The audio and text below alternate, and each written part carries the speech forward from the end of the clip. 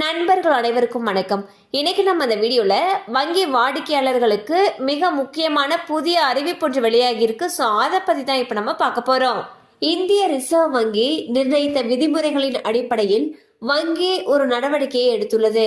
அதாவது 30 செப்டம்பர் 2024 அன்று யாருடைய கணக்கின் KYC சரிபார்ப்பு காலக்கெடு முடிவடைந்ததோ அவர்கள் தங்கள் தகவலை புதுப்பிக்க வேண்டும். பஞ்சாப் நேஷனல் வங்கி தனது வாடிக்கையாளர்களை உங்கள் வாடிக்கையாளரை அறிந்து கொள்ளுங்கள் தகவலை புதுப்பிக்க சொல்லியுள்ளது.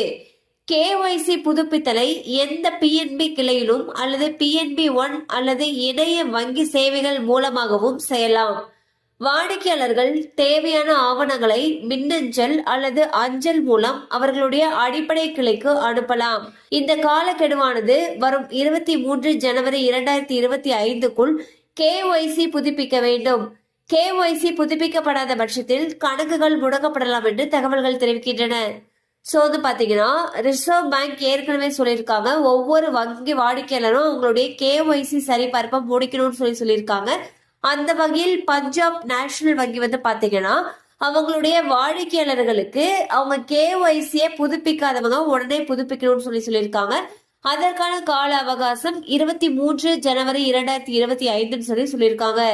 அதுக்குள்ள நீங்க நேர்ல போயிட்டு கொடுக்கலாம் அல்லது மின்னஞ்சல் மூலமாகவோ அல்லது அஞ்சல் மூலமாகவோ உங்களுடைய தேவையான தகவல்களை வங்கிக்கு அனுப்பணும்னு சொல்லியிருக்காங்க. இது குறித்த அடிஷனல் இன்ஃபர்மேஷன் தேவைப்படுச்சுன்னா உங்களுக்கு அருகில் இருக்கக்கூடிய பஞ்சாப் நேஷனல் வங்கி கிளையை அணுகலாம்.